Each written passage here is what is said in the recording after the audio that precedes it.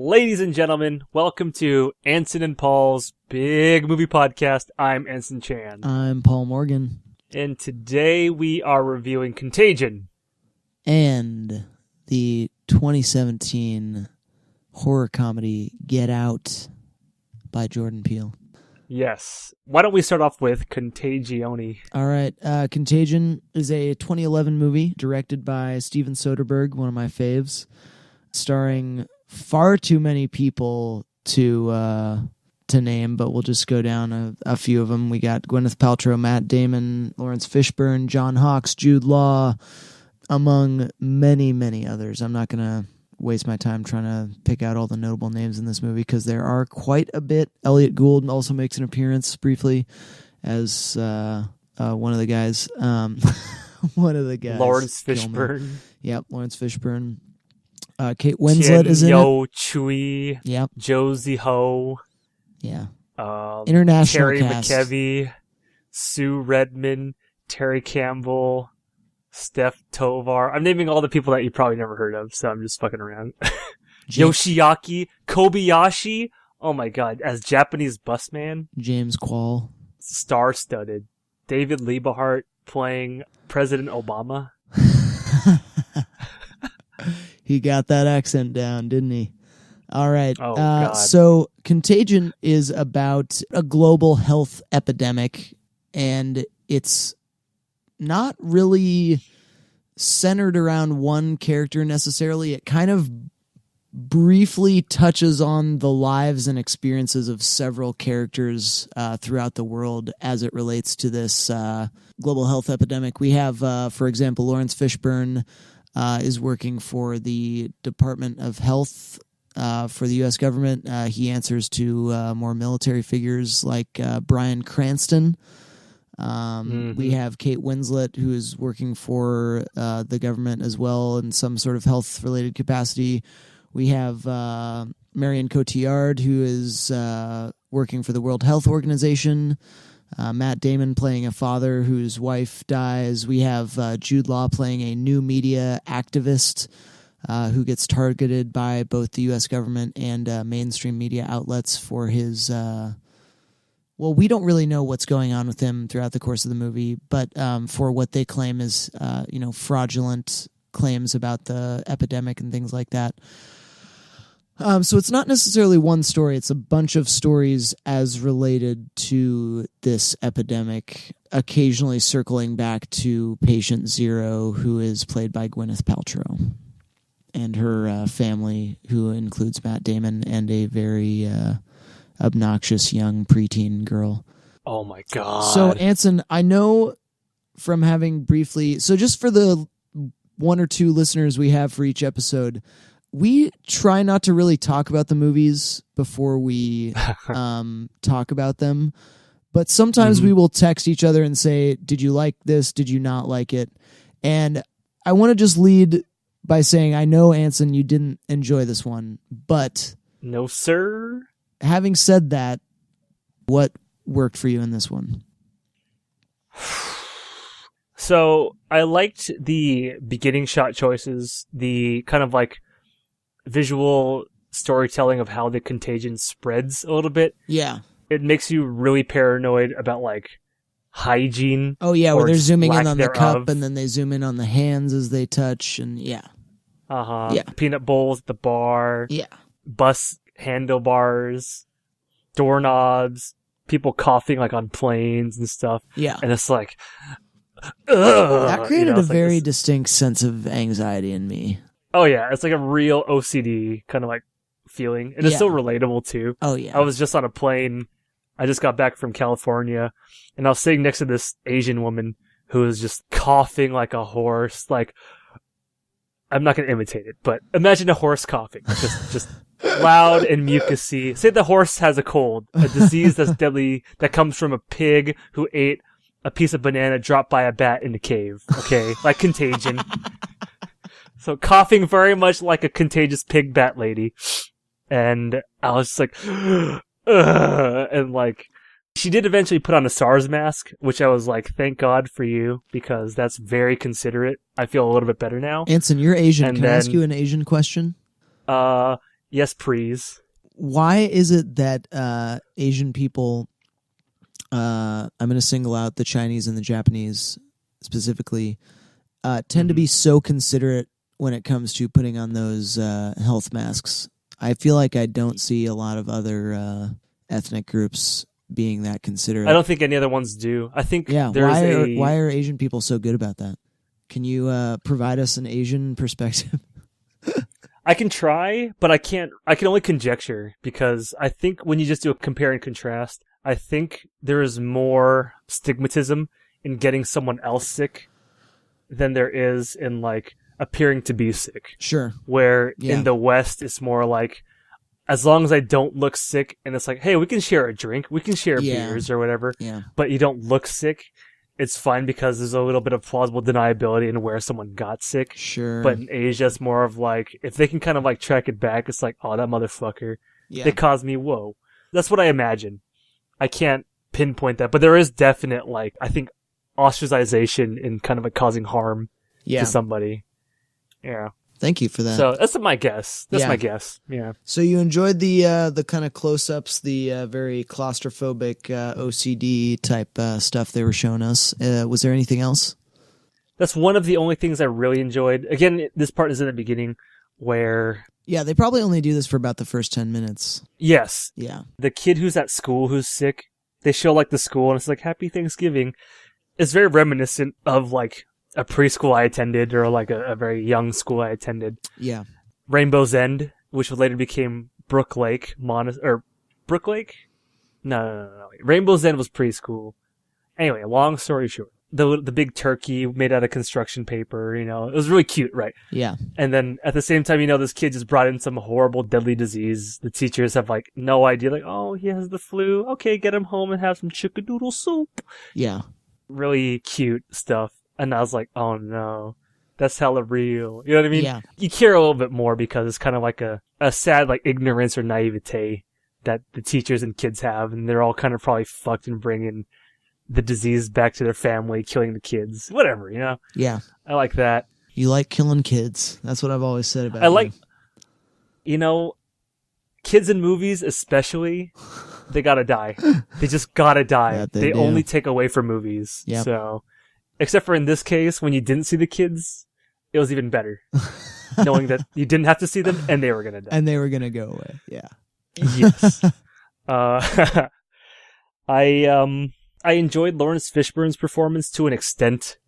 He was probably the main focus of the later half of the movie. Yes. Like, I'd say from like the first third to the last 2/3 of the movie. Once we stop wasting time on Matt Damon's family, come on, guys. Yeah, I'll get into that later. But yeah, after the split, Lawrence Fishburne had a pretty good performance.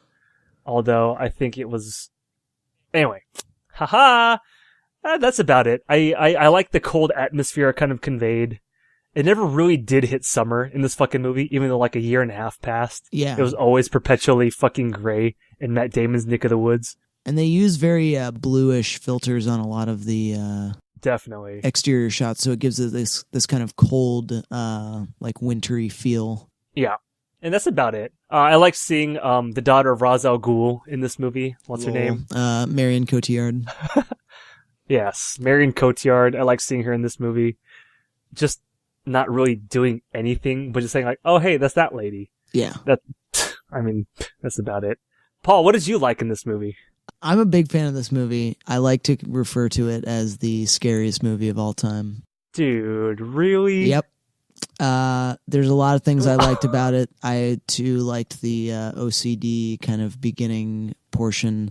I really like how kind of non-acty most of the acting is. I mean, Matt Damon is a huge... Really? Matt Damon kind of overacted, in my opinion. But for the rest of it, like, most stuff seems kind of like subdued and relatively even-keeled. No one's like, with the exception of the crowd scenes, which I think are a pretty good indication of like the mass hysteria that might result from something like this. I really think most of the characters we follow, Kate Winslet, Lawrence Fishburne, Bryan Cranston, Dimitri Martin, his lab partner, I forgot her name, they're all kind of just playing regular people. I mean, Jude Law I is a take little exception bit to of this. he's a little bit more out there, but then again, he plays like a very conspiracy minded social media, like new media personality. So you kind of have to be a little bit out there. The acting is like, oh, these are just regular people. They're not trying to like over characterize them or give them these big arcs or these big, character flaws that they need to change. It's just like, oh, these are how regular people are dealing with like a shit situation. One thing I really appreciate about this movie was there's so many scenes where it's like between 3 and 10 distinct shots of people doing things where it's literally just them doing stuff and then music playing over it. And the guy who wrote the music for this, Cliff Martinez, who did stuff like Drive and I think a couple other Steven Soderbergh movies, I thought he did a really fantastic job. Really, really fun music in this. It's very kind of heavy and pounding and electronic. It feels kind of like it's very uncomfortable. I liked those kind of scenes where it was like, oh, such and such is talking to a person. Now they're walking somewhere and now they're at the place where they were walking and they're talking to the next person. They're conferring with the crowd and they're talking to the next person. But it's all just like this really fucking uncomfortable music playing underneath it. I love the atmosphere that music creates. Steven Soderbergh does his own camera work. So as with most of his other movies, really enjoyed the camera work in this. A lot of the kind of just fun little flourishes really make this movie special, in my opinion. Like, there's this one shot where the camera is showing Lawrence Fishburne giving a press conference, and in the very front, or at the very bottom of the frame, the bottom center, is a news camera, and the camera that we are watching the movie through is focused on the monitor screen of the news camera. I thought like little things like that I think are really special reasons why Steven Soderbergh is probably always allowed to do his own camera work by his producers, because he just has a really interesting eye for what looks good on screen. I guess I kind of sucked this movie's dick a little bit, but those are kind of my favorite things. Like I said, I really enjoy the heck out of this movie, and it's one of those movies. Talk more about the subject matter, because I know you like the subject matter a lot. I mean, you're going to make me put on my conspiracy hat again here, but it's no secret that we're due for like a major public health crisis. And I think the last big one that destroyed something like 20% of the world's population, but that could be totally wrong, was the Spanish flu. Yeah, I was going to say the Spanish flu. Yeah, let me just look this up. Spanish flu death toll. I think it was like 1 in 10 people got it, or something like that. It was something really bad. Killed an estimated 50 million victims and infected an estimated 500 million people worldwide. Yeah. So we're due for a public health epidemic here pretty soon. We've had little tiny scares here and there, but I mean, we've been able to contain them relatively well. And this movie, one of the things I love about this movie is for all of the storylines that we're expected to follow in a single viewing, it really does put an interesting kind of, it feels, and I don't know if any of this is real or not, it feels like it gives you an inside look at the bureaucracy behind containing and then curing and even like identifying a new disease, which I think is fascinating. Like, there's that one scene where I forget her name, but the lady who plays Dimitri Martin's like lab partner, she ends up being one of the more main characters near the end, at least. She's sitting in this computer simulator lab, and she's going through like, well, it has some traces of pig in it, and there's some human in there somewhere, and we're getting a little bit of whatever else. I love that kind of shit. Jennifer Ellie is her name, the actress's name. I thought her character was really interesting, and her and Dimitri Martin kind of like going over and over and over again, like, how do we identify this? Like, oh, it's changing some more. How do we identify the change? And going through that whole cure process. And then when you combine that with the bureaucracy of Lawrence Fishburne having to like shut privatized labs down because they said it was too dangerous to work with. I don't know. I really like the bureaucratic aspect of this movie because it feels very bureaucratic and impersonal. And that's what I think is interesting about the concept of bureaucracy is that like on the ground level, there are people working on this, but every scene with these people feels impersonal. It feels like very procedural kind of. It almost feels dull, which I think is part of the objective of, delegating and, the delegation process. And I really like that. I really think that's fascinating.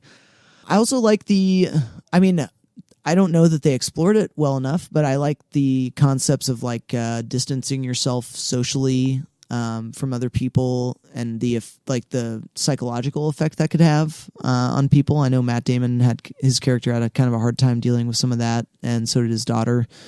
Oh my God. I will probably not have a lot of gripes about this movie except for one that I know you're going to say as well. Then you should allow old Anson. Yeah, please. So with that, I mean, I know I kind of sucked this movie's dick, but tell me what didn't work for you, what you didn't like. So I really did not like this movie. I thought it was boring. The characters, none of them were likable. I wanted them... I told Paul this. I wanted them all to die. Because I hated them all so much. I just wanted the virus to win. I'm just going to say as an aside, that's very like life because most human beings are not likable.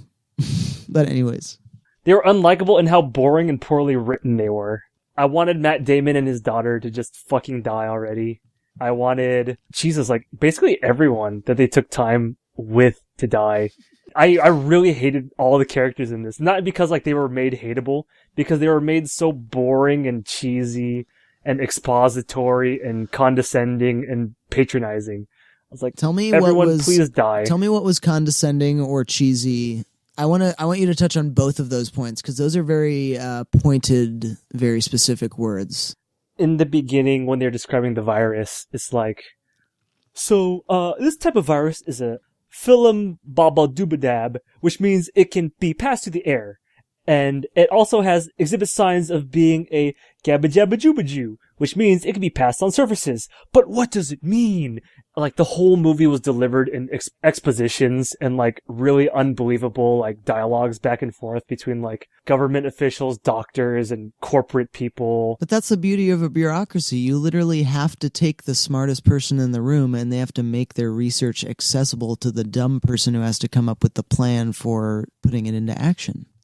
They explained it so on the nose. The emotions that people were having in response to the virus and the bureaucracy were just so 24.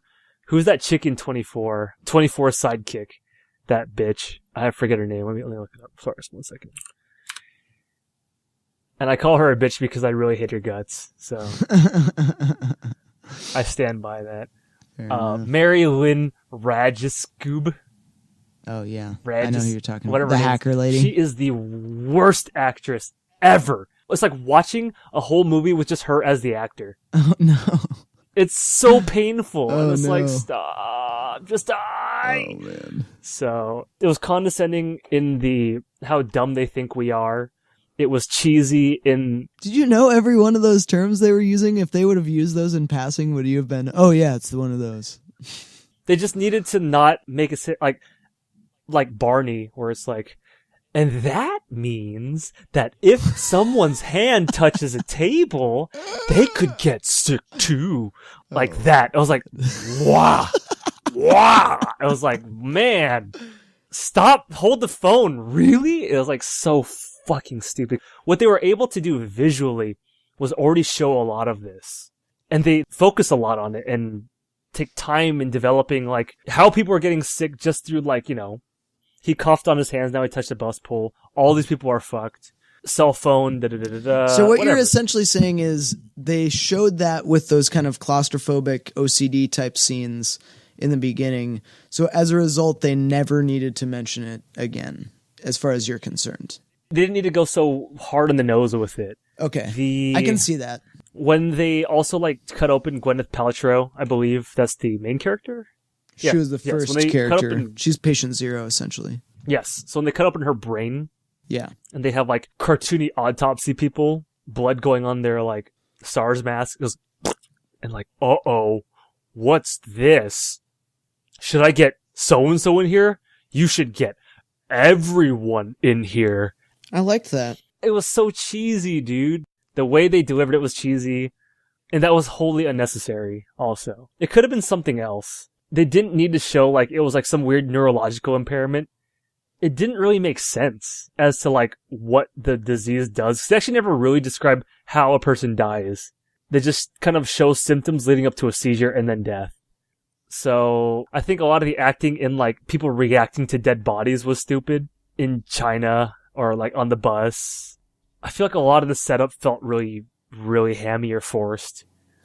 When sick man gets onto bus, when it arrives at destination, sick man is dead with foamy mouth. And then someone goes, "Hey, are you okay? Are you okay?" And then it's like jiggling them, and it's like, you know, they're obviously comatose. They had a lot of scenes like that. Just a lot of scenes like... I'm curious what you think those scenes should have played out like then. Because I feel like that seems necessary. That's one of the parts of this movie to me that feels real to life, is like, or feels like true to life, is like, oh, yo, all these people are not realizing what they're coming in contact with. They're getting way too close to it in an effort to appear to be good Samaritans, and then they're, in essence, their quote unquote good Samaritanness is getting more people killed. I love that. This movie was trying to focus on so much shit at once. Yeah, it had a lot of so many touching different points. scenes. It was wholly unfocused. And then they tried to like actually spend time like focusing on like too much little things that really make no impact at all later. It needed to be edited. A lot of this could have been done with like maybe one character, like Gwyneth Paltrow, for instance. And then the boss. Maybe one Asian guy, not three, for fuck's sake. How her interactions with shit kind of get people sick. And then just kind of like flash someone with symptoms after. They don't have to like go through the whole rigmarole steps. Like a lot of time was spent needlessly on a lot of this shit. And then like going back and forth to the lab and like the progress they're making in the lab was so much dead time. It was so boring, man. They could have taken time maybe, but even in the TV show, I'm trying to relate to maybe like if they took their time with a TV show. No, it still would have been really boring because there's not enough happening. There's not enough material written that they're trying to like force from point A to point B, but like all these like A, Roman numeral 1, 2, 3, 4 to 20 in between A and B. You know what I mean? Like, sure. There was just like, there's no hook other than like, I told Paul this earlier that like, if you want to watch a disease movie, watch like the breakdown of society, you could watch 28 Days Later and have a much better time with it.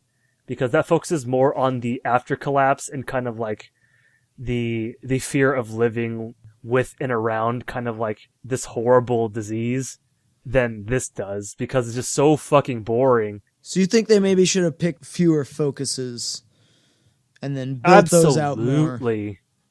Yes. Okay. 100%. Because their problem was trying to show the global scale and then not really developing that at all. For instance, the Chinese thing where they steal the daughter of Ra's al Ghul away and nothing ever comes of it. That was so pointless. So to give you guys a perspective, Monique Kernan, I believe her name is, right? Who's that chick? The daughter of Ra's al Ghul. I'm just going to call her the daughter of Ra's al Ghul. Marion Cotillard. Thank you. Daughter of Ra's al Ghul goes to China as part of the World Health Organization to like see how's it going in China. You guys okay? You guys are kind of sick. Some dude steals her and holds her hostage for getting a cure for his village, which has already been kind of like by the way, decimated. that guy was also in Batman.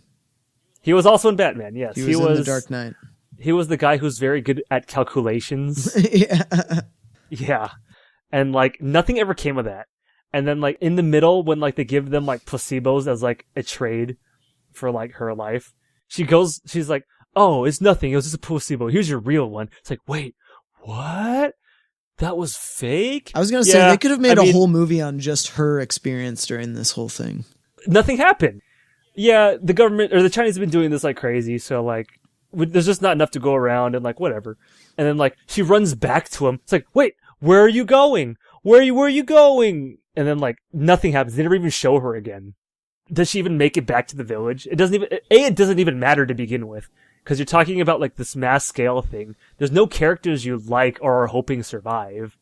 It's wholly detached. There's nothing to get behind except for the virus. Seriously. Because at this point, you're just seeing, okay, how far can the virus go? And how crazy will society get? How crazy will world order get when this shit is so bad? How crazy will, like, are they going to shut down the water and the electricity because no one's going to be manning the stations? Yeah. You know what I mean? That didn't happen. And that could have happened. They showed, like, no one wanting to work at the hospitals. Yeah. It was too convenient, even, for this kind of, like, thing that they were trying to show, right? Also, the whole story with Lawrence Fishburne's, like, weird story was with his stupid. wife and Everything, stuff. Him getting in trouble was hella stupid. I think that, like, what's his name? Jude Law, his fucking story arc was pointless. Like, nothing mattered. Matt Damon's whole story after he got infected and survived was pointless. Other than to say that I got the virus and survived. Can you make a vaccine out of my blood? No, that takes too long. And then that was it. But then they kept showing him, and he was just like super, super bad acting. They made him so stupid. They made him so stupid. When Gwyneth Paltrow dies, and they're trying to tell him that he's dead, he's like, okay, well, can I go see her? I need to talk to her. No, sir, he's dead. She's dead. Okay, well, I just need to go in really quick and ask her something, like, where's the garage door opener? Some fucking retarded shit. Pointless. And then they keep focusing on him after, and mistakenly keep focusing on his fucking daughter, and her fucking, like, horny ass. Dad, I just want to have sex and see a boy. And it's like, you stay inside, and you get the fuck out of my house. I don't know who you are. Like, it was so fucking stupid. This did not know what it wanted to be. This movie was wholly confused at what it was trying to get at, who it was trying to focus on, to the point where it mediocrely focuses on everything and does a terrible job at all of it. Huh. If you wanted to focus on the bureaucracy, then focus on the bureaucracy. If you want to focus on, like, the emergency shelters, focus on the shelters and how that breaks down and, like, people break down. In everything that they attempted, it did so mediocrely. It did so half-assed, and it did so in a way where you just didn't care. Because there was no payoff. There was no reward for, like, rooting for anyone, or even, like, liking anybody. All the plot points just ended in dead ends, except for they cure the virus, kind of. And even that's not explored. For instance, the virus evolves, and then it becomes an STD. And they make a point of punctuating the movie with, like, a big, oh my god realization. It's now transmitted through sex. And nothing happened. Nothing happened. At the end, they're like, this vaccine, we don't know if there's long-term effects. We don't know if, like, this is just like a whatever little thing, because we just tested it on one human and we're pumping it out because we just need something now. That is not explored. Nothing that was, like, important or impactful even got enough time. If they wanted to focus on the breakdown of Matt Damon's life, then focus on it. Stop giving me this, like, bullshit little shit of him, like, knocking on his neighbor's door and kind of, like, politely looting them, right?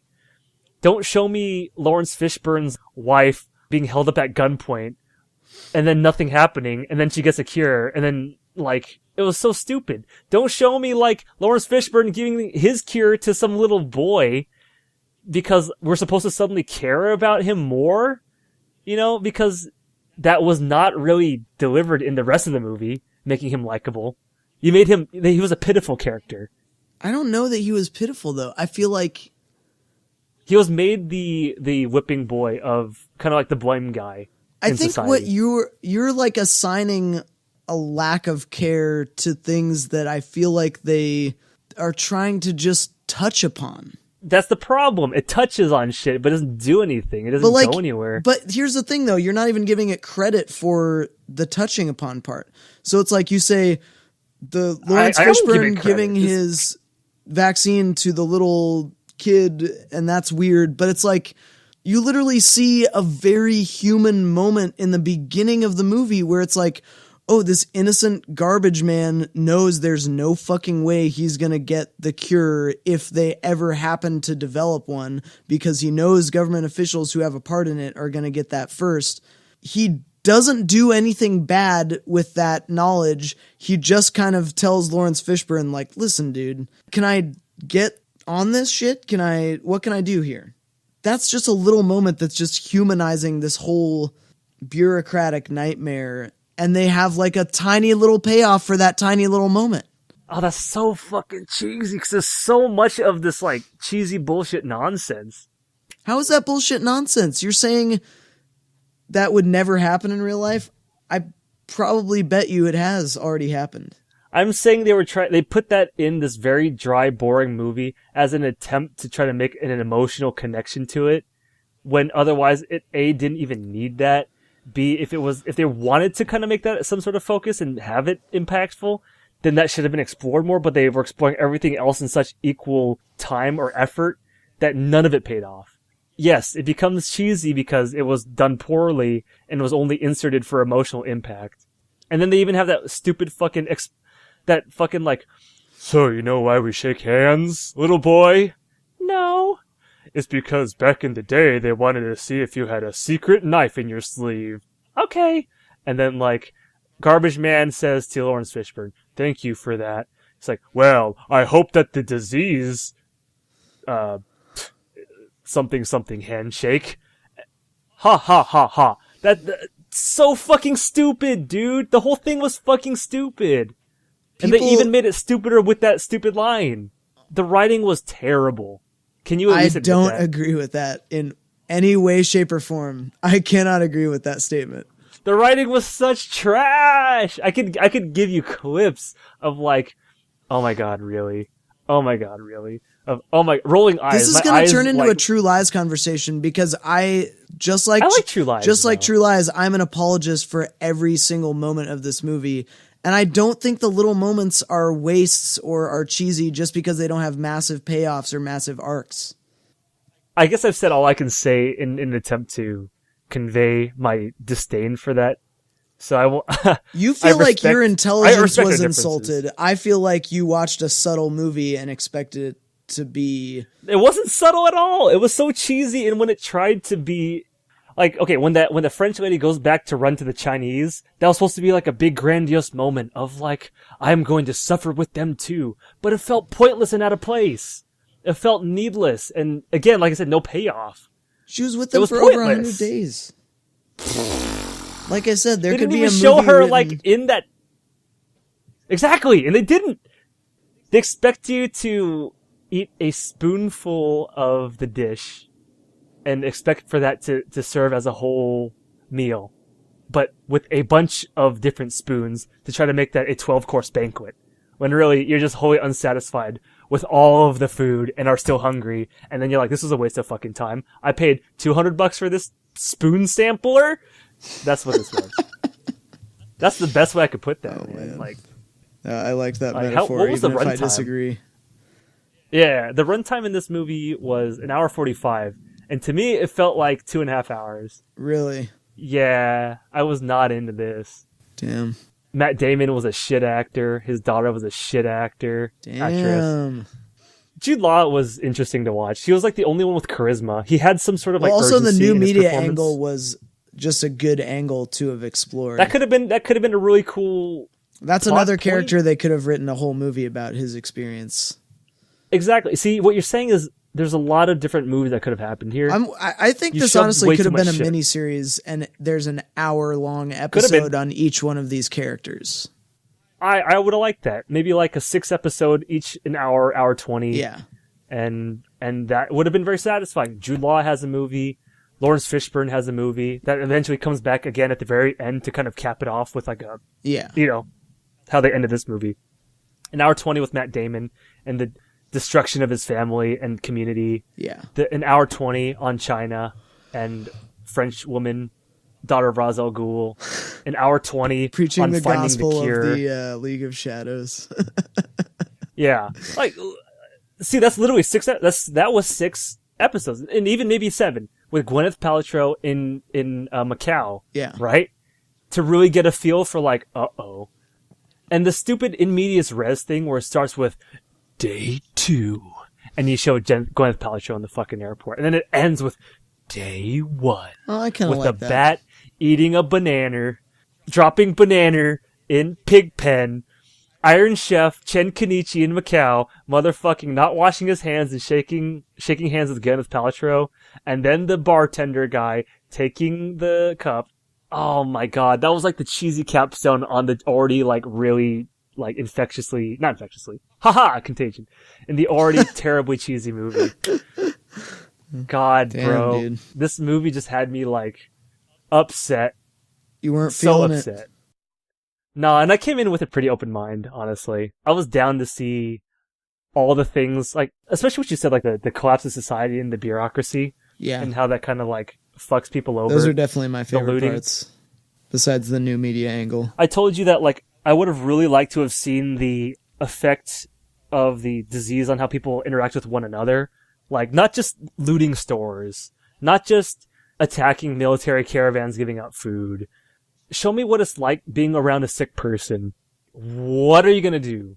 When they're at the store and Matt Damon walks in and they're trying to like get soup and shit, but it's already being like looted to shit. Yeah. And like, there's this like random lady who just looks at him and she's all pale and bundled up and she goes on him. And then he's like, honey, we should go. And then she goes, help me. Please help me. It's like, honey, we should go. Let's go. Wash your hands. And then like, they just leave. People would be like, hey, this lady's sick. Shoot her. You know, like, that could have been interesting. They didn't do any of this. I would have been down None for of that. this. Society was not explored. I would have been People down for were like not some random explored. killings just because someone like Oh, thinks God. someone looks sketchy. Like, ooh, that guy just That would have coughed. made Shoot him way in the more head. sense. Yeah. Oh, Seriously. It's like, it's just a cold, bro. It's cold. It's fucking winter. It's like, nah, motherfucker, bam. Oh man. How much more interesting that would have been. Like, yes, that's anarchical, but because they were trying to show anarchy in this movie, it didn't actually get to it. For fuck's sake, the water was still running. How? How is there still fresh water? How is there still power? It's also half-assed. This movie, it tried too hard to be everything. Anyway, that's my 2 cents. Yeah. Well, do you have anything to say to my points? It's just that I disagree, and I think I mean, at this point, I would be mentioning the reasons why I disagree for the umpteenth time, but I mean, I see where you could think that. I just happen not to agree, and there's not really anything more I can say about it, unfortunately. I would love to hear outside opinion on this. Yeah, Even I mean, if we I'm- have people who are not us who watch this movie, I mean, Two of you there's guys. not really anything we can spoil because it's about a global health epidemic. So people are going to die. Yeah. Main characters are going to die. And they only spend a little bit of time on each character. So like, you know, watch it and tell us what you think. Like if me or Anson said any indefensible things or things that you, disagree with or agree with, you know, I want to hear what people thought about this. Cause, you know, we've been talking about it for 45 minutes. Most of it has been the negative side. Me being But terrible, also, this yeah. has a pretty high rating on IMDb. It has a 6.6. So did Fury. Yeah, but I 6.6 see is where bad. Fury in the tradition of war movies would have had a high rating, even though I didn't personally enjoy it. 6.6 is kind of low. Wow. I would say a movie Oh, is you're considered sick. Shoot him. is considered pretty decent between the 6 and 8 range on IMDb. One more scene that I want to bring up that might be a capstone rolling eye moment was when this woman infects herself to try to give herself the vaccine. Or she gives herself the vaccine and tries to see if like she can survive. And she goes to her sick dad and is like explaining the whole theory on like how that one guy was able to cure everyone by self-sacrificing and testing the human vaccine on himself. And then saying that, Dad, I want to be with you and also give you this test vaccine because you inspired me like that one guy inspired you, and blah, blah, blah, blah, blah, blah. And had this like big, long, really cheesy, monological, expository moment of like, boo-hoo, I'm supposed to care about these people all of a sudden. If the purpose of the movie was to show self-sacrifice, it did a really lousy job. If the movie was to show greed and like the effect of paranoia, it did a bad job. Seriously.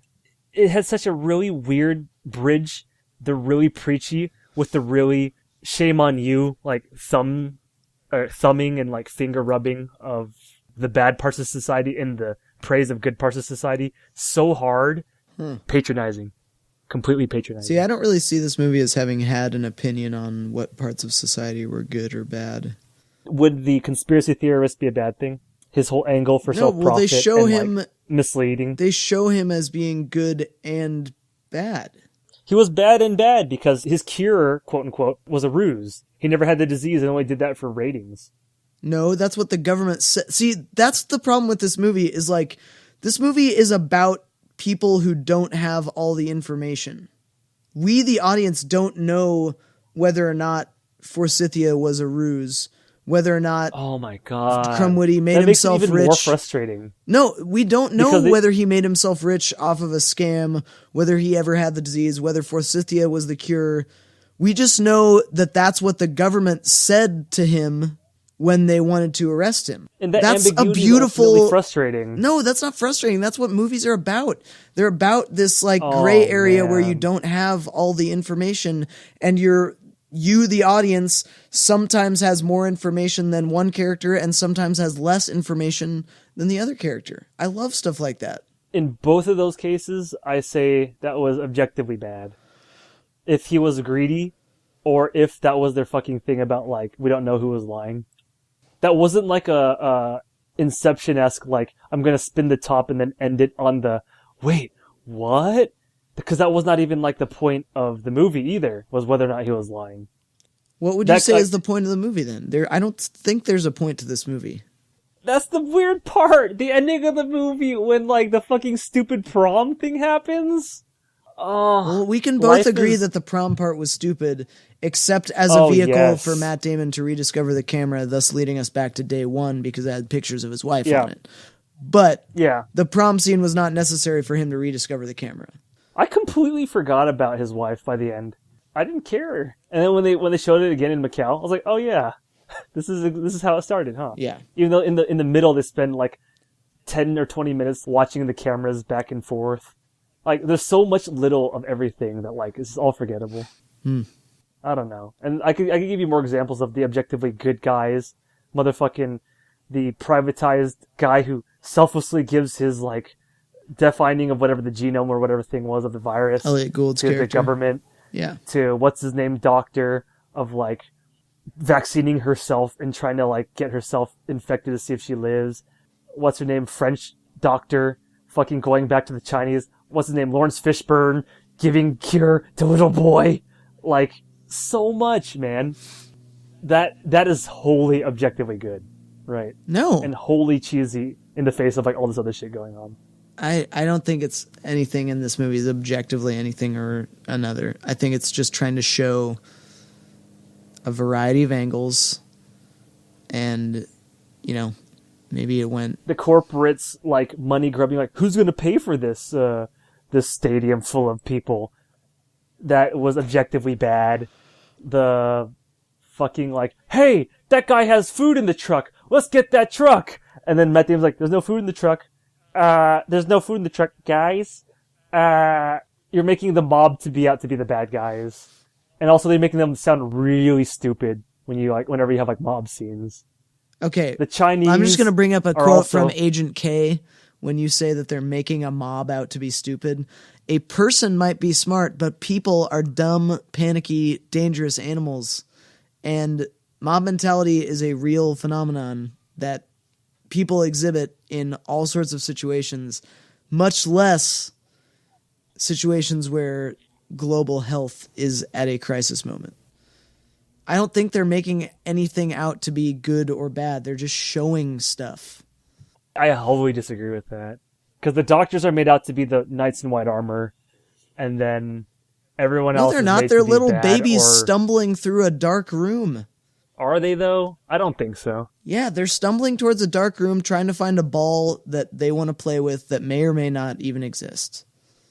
A ball to play with? Never mind. It was a bad simile. I don't think anything about this movie is trying to show any one thing or another as being objectively good or bad. I think they make efforts to show human moments in the crisis, but I don't think they really go out of their way to be like, this bad, this good. They just show things, which is, I think, what a movie about something like this needs to do, is just show. I disagree, but this is exactly where we. I feel like we've been down this road 5 or 6 times at this point in this conversation. Exactly. Yeah.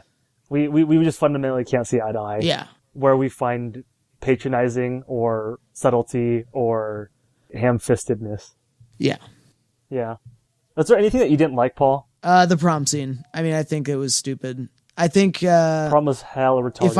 If I'm the editor in the editing room and we have a decent hour and 25-minute movie, I'm not going to put the 20 minutes in of the daughter. I could probably cut her out of the movie completely. I wanted her to die. Yeah, I could have cut her out of the movie very, very dispassionately. And they brought up the STD thing, and they didn't even explore, like, oh, so is she going to get it from sex? No. She's like a 13-year-old girl. I don't think that's on her radar. Hey, True Lies told me that little girls, especially around that age, from Arnold Schwarzenegger's buddy and cop friend, it's like, they get all crazy and hormonal. Like, you don't think she's had sex yet? Oh, you're crazy, Arnold Schwarzenegger. You don't know. He told me that.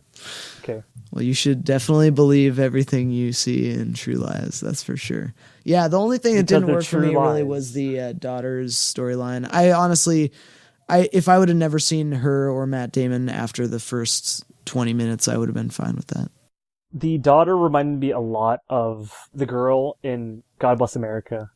Just so bad. Every time she opened her mouth, it was just like, oh, God. See, I didn't really think her acting was bad or anything. I just didn't think the character was that interesting, or the storyline with her boyfriend was that relevant to the, parts of the movie I thought were interesting. I didn't care about her acting performance. It was fine or whatever. Her acting was condemnable. I didn't really give it a second thought outside of, this character is boring. Well, at least we can agree. At least we can agree the prom scene was stupid. Yes, sir. So, having said that, it's finally time to move on. Would you recommend this to anyone? Definitely not. Paul, would you recommend this to anyone? I would recommend this to everyone, and I have, and most of the people who I've recommended it to besides you have really enjoyed it. I would say, though, the reason I would recommend this is not because it's a quality movie. It's because you get to see Demetri Martin walking around in a funny-looking lab suit that's inflated with air, and his awkward-looking face is the perfect face for that lab suit. And I know that he was chosen because he has a great awkward face. At least that's what I want to believe in my heart. So I guess we have a mixed opinion on this one. Do you want to tell us what... and keeping in mind that this movie came out this year, so we might want to be lighter on the content and lighter on the spoilers. Do you want to tell us what Get Out was about?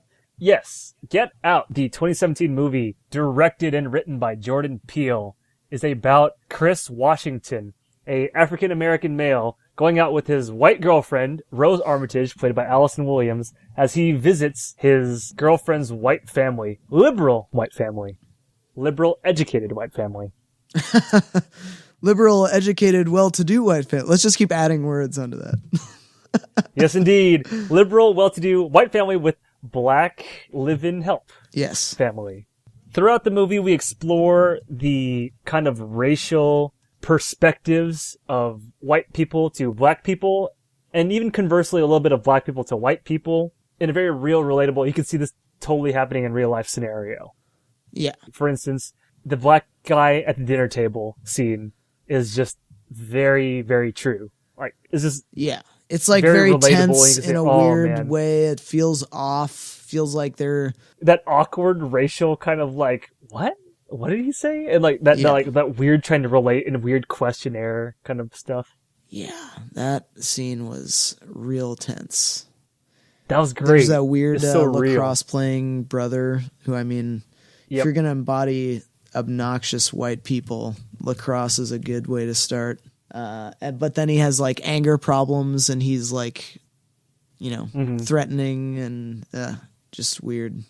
We got to get into this a little later. So when he meets his girlfriend's family, the mom of the girlfriend knows hypnosis and offers to hypnotize Chris Washington to help him kick his habit of smoking. after which we reveal kind of like a weird, sinister plot of this white family / community against black people in like a really weird, you're lesser but superior and we are lesser / superior kind of like mentality. Yeah. In a very weird racial angle. It's great. Anyway, Paul, what did you think of Get Out? What did you like about Get Out? My favorite parts of Get Out were the main actor. I believe it's pronounced Daniel Kaluuya. I mean, I've seen interviews, but I'm not sure that's entirely correct. Him, Allison Williams, and Bradley Whitford, who is one of my favorite actors from The West Wing, all put in really great performances that were believable for the world in which they lived in. And without spoiling it, there is a turn in some of these in one of these characters, specifically near the end, and I think that person played that turn very, very deftly, very awesome. I really like that too. I really like the writing. I think it's just a very, like, say what you will about the way the movie ended. I think that the writing was such that even if this movie did have bad execution, which it didn't, thankfully, a lot of the tension in the scenes and the dialogue kind of lends itself to these kind of great, pregnant pauses in conversation. And I laughed a lot, but not at things that the rest of the theater necessarily laughed at. It was because it was so cringy. Yeah, there's lots of great cringe. And this came out in 2017 when I lived back in Puyallup, Washington, which is a very white city. And I feel like if I would have seen this in LA, everyone would have been laughing at the same things as me. But I was laughing at stuff, and most of the theater was white, and a lot of the white people were not laughing at almost anything. And I don't know, that made me laugh even harder for a lot of the time. Really like Lakeith Stanfield's character. Forgot what his name is, but I really started liking that guy during the show Atlanta on, I think it's FX or something, but he really blew this movie open for me. He's the guy who is dressed very white, and he grabs he grabs Chris Washington's hand when he extends the pound it. Yeah. And I don't know, I liked him a lot. I thought the cinematography was really good looking. I didn't notice a lot about it that I was particularly smitten by, but I just remember being like, oh, this is just like really, it felt really smooth. I don't know. There were lots of really good camera moves and really great kind of like visual gags with things like the teacup that I won't spoil, and the help in the house, which I also will not spoil.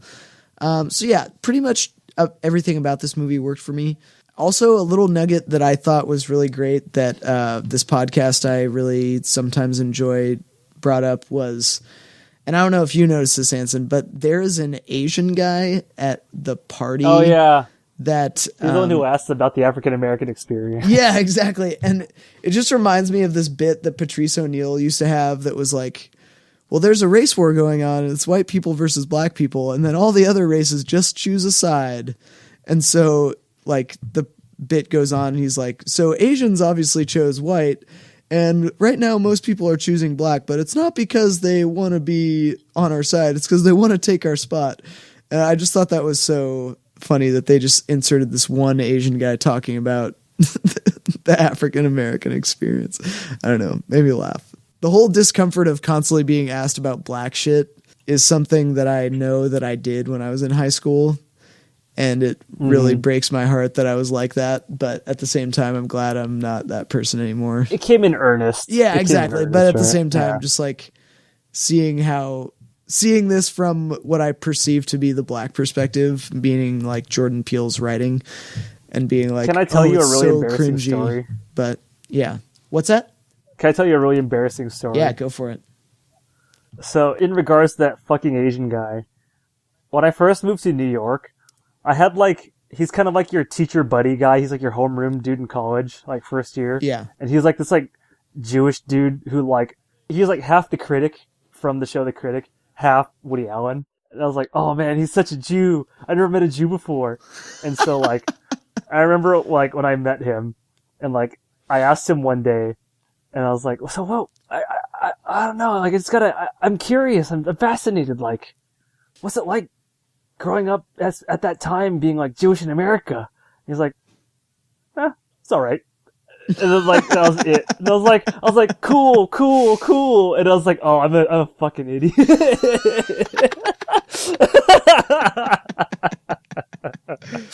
And that was me being totally in earnest, like, yo, I know Jewish people got it, like, hard, and, like, they got a bad reputation, and, like, they're hella funny, and, like, they, oh, man. And then, like, I asked him this, and it was like, yeah, right on, man. Oh, man, that's so great. So we all have our blunders, I think, is the moral of that story. L'chaim. L'chaim. To life. What else did you like? I pretty much touched on everything. I thought everything worked out really well. I thought Lil Rel Howery was a great comedic foil, and the constantly unplugging the phone angle was a great little I like that plot device to interfere with his participation in the movie.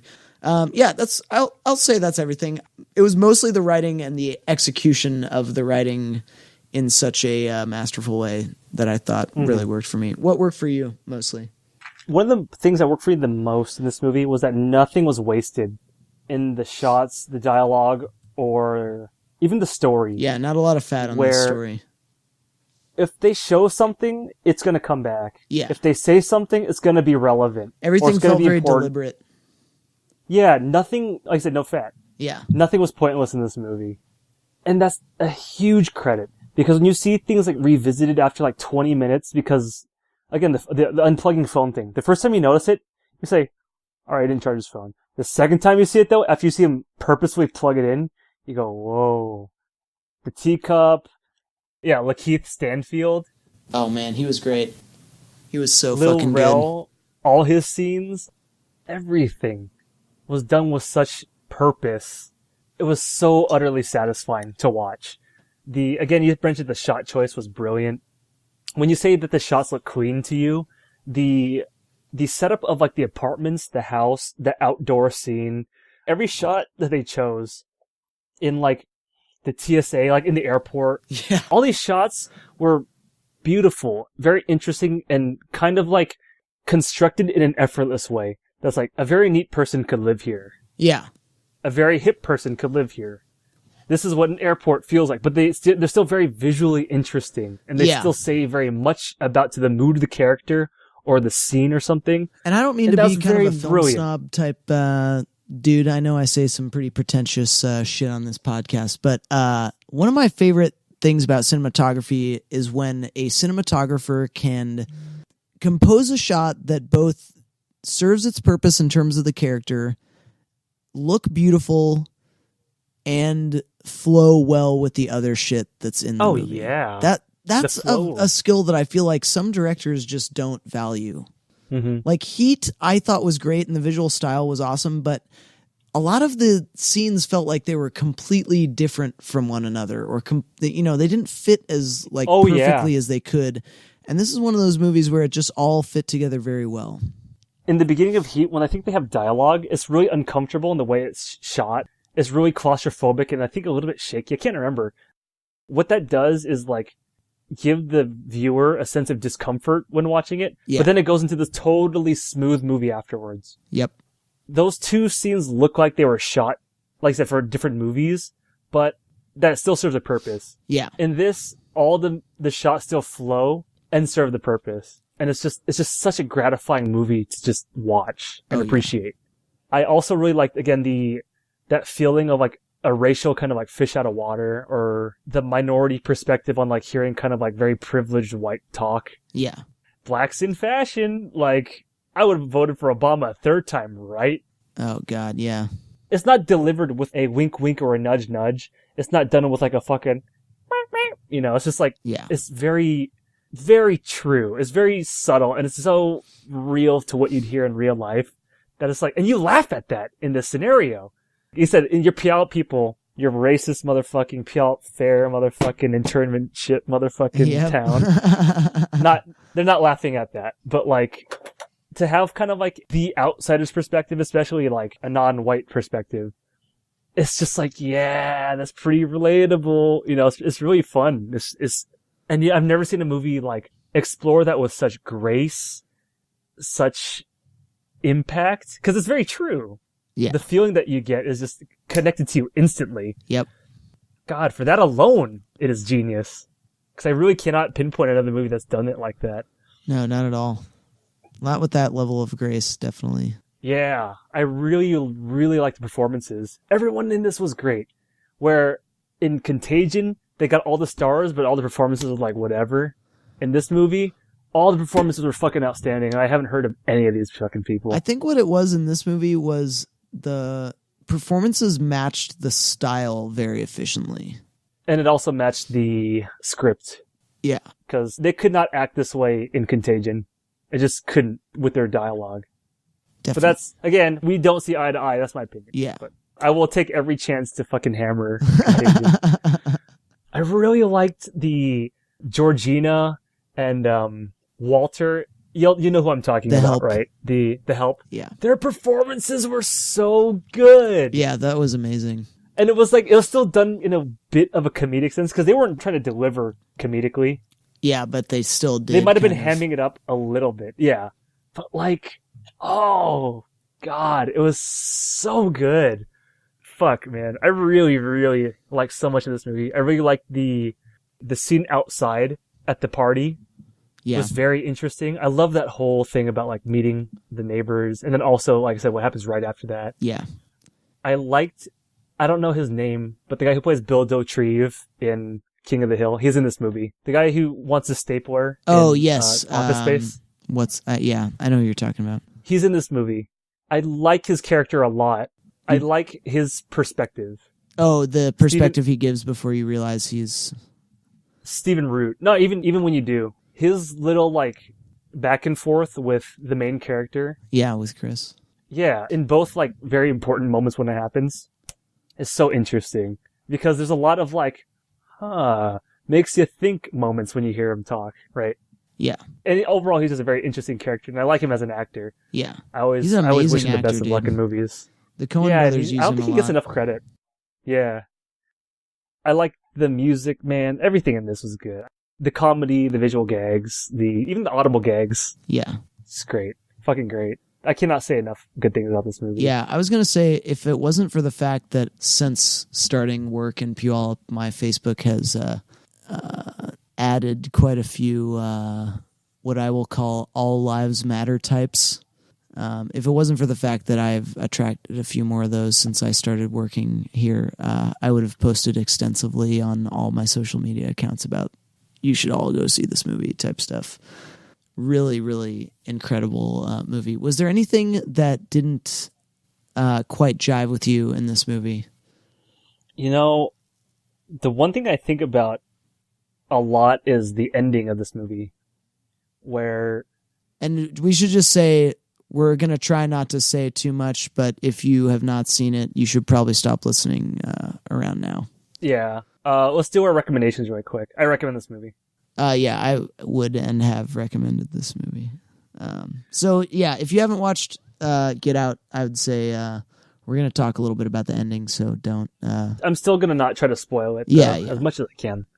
The ending in the movie is different than the ending that Peele initially wanted. And they did shoot the ending that he wanted, and I think I've seen it. Interesting. I did not hear that. That ending that didn't air is so interesting to how you would perceive the movie.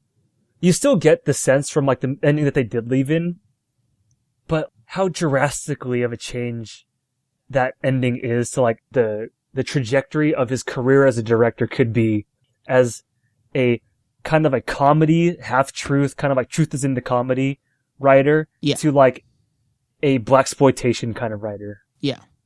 Wow.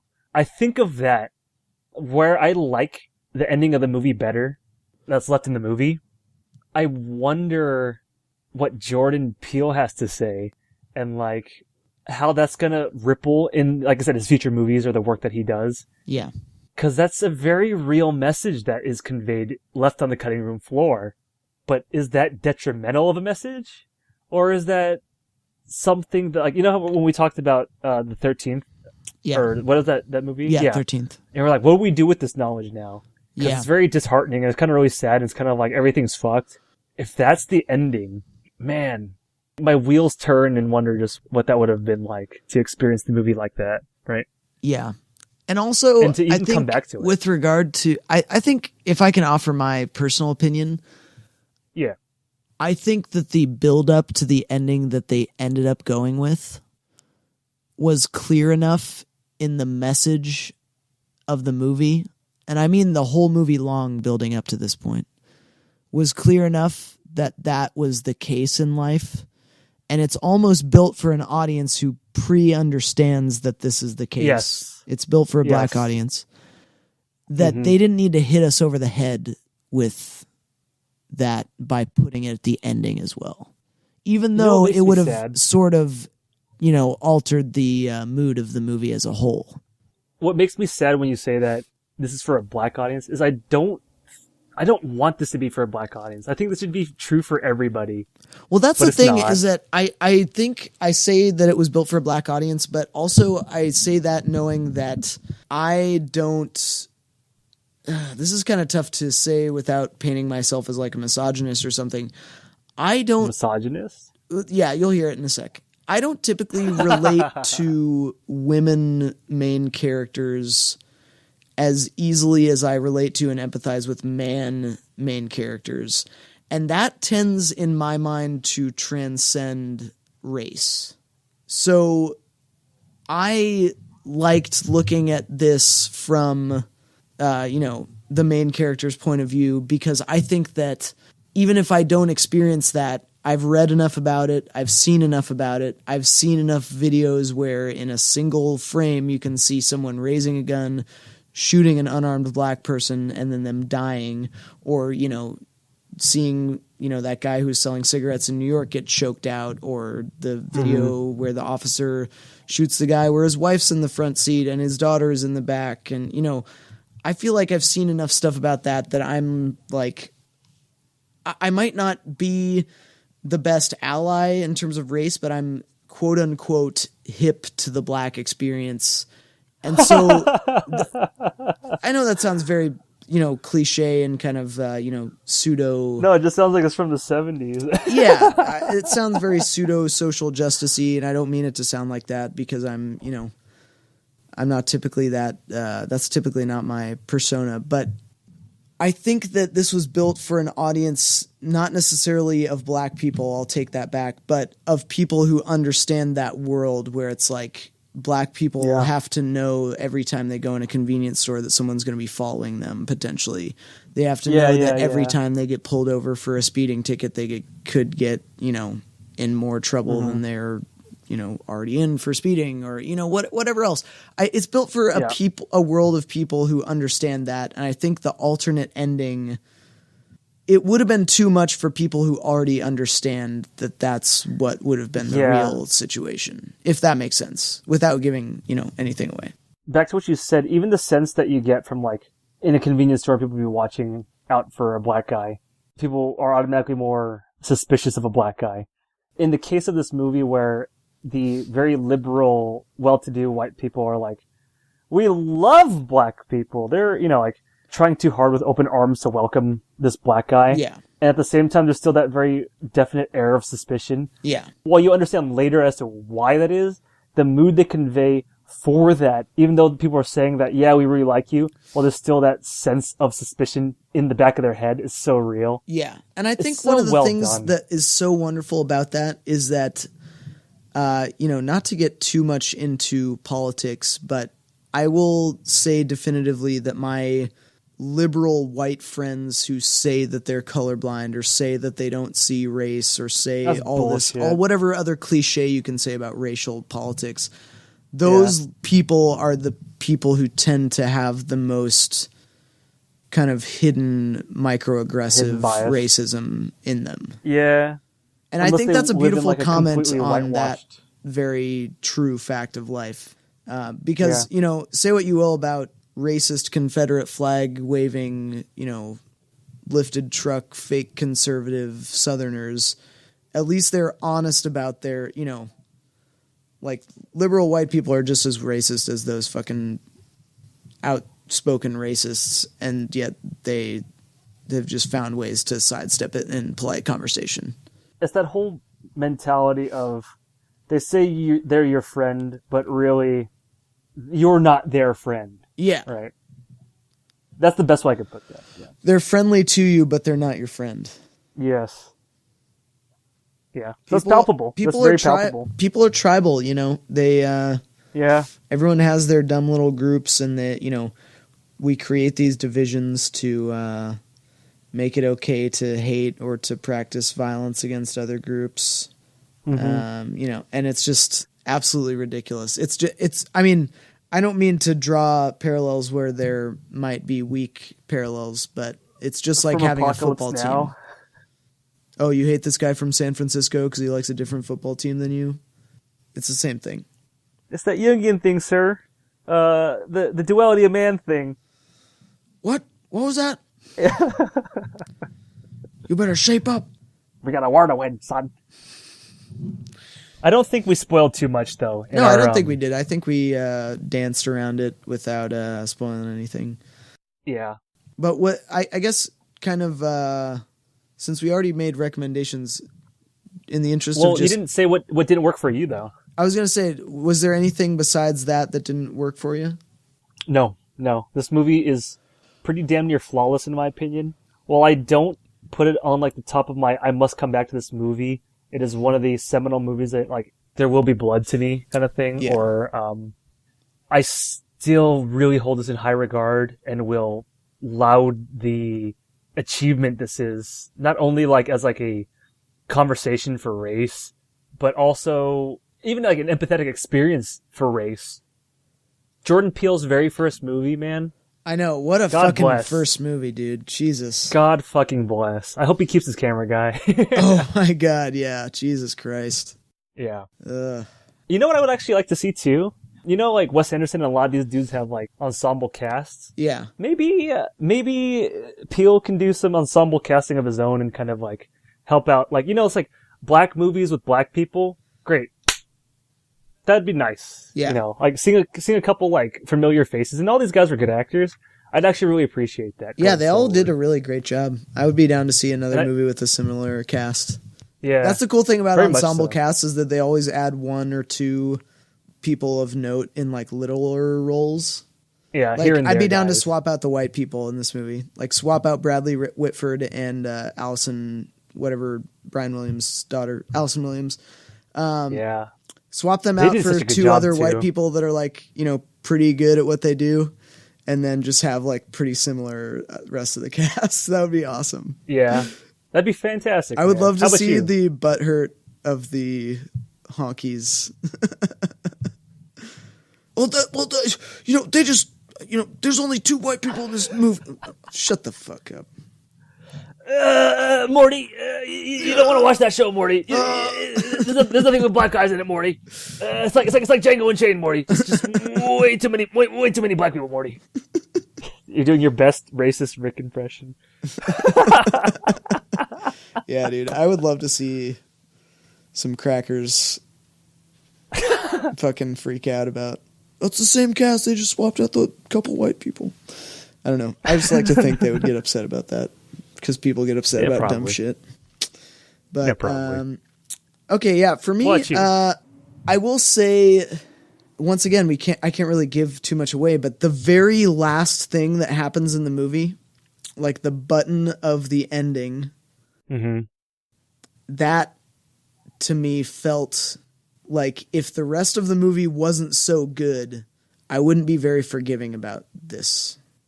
And because of that, because the rest of the movie was so solid, obviously, yeah, you get a pass. But if it was any other movie, I might have been like, that's a little bit too convenient. But like I said, along with the rest of the audience, gave a little, it's like a Hitchcock thing. Whoop and a holler at that point in the script. So at any rate, just a really solid movie. Other than that little button at the end of the end, I could not be more stoked about almost everything in this movie, from the music, the performances, the shot choice, the script, the jokes, the gags. It was all just great for me. Mm-hmm. So, one other thing I want to mention. yeah, I always do this, and I'm gonna cut this probably. When the main character has that reveal was so cool, because like you see the chameleon aspect of Rose Armitage. yeah. She's like playing like that different role that she needs to be. I thought that was so cool the way they were able to show that. Yeah, that was just in a very amazing. quick slideshow. Yep. And that still adds so much to her character. And it's literally just, I believe that scene is only 2 shots. Yeah. And those like, 2 alone, you know. It tells so much. Yeah. Like that adds so much depth to everything that's gone on. Yeah. Including like what will go on. It gives it such like a depth to like the acting of Allison Williams, which even though that was not seen, is perceived. I thought that was great. Yeah. That was agree. fucking great. That was so cool. Yeah. I don't know if I'm going to leave that in, but anyway. Yeah. Yeah, I'm sure there's a way spoilery. to delicately cut around it, but it might take longer than it is worth. Yeah, all these things do. So we know we'd recommend this movie. We know what we liked and didn't like. I guess that is going to be it for this episode of Anson and Paul's Big Movie Podcast. We are thinking about taking a little longer for the next episode and maybe watching a short mini-series. But we will have more on that to come later on. For now, Yes, sir. I've been Paul Morgan. And for now, I have been Anson Chan. And let's say to our listeners, get out of our podcast. Get out. Oh, that was... Get out! Get out! See you later, guys. Bye.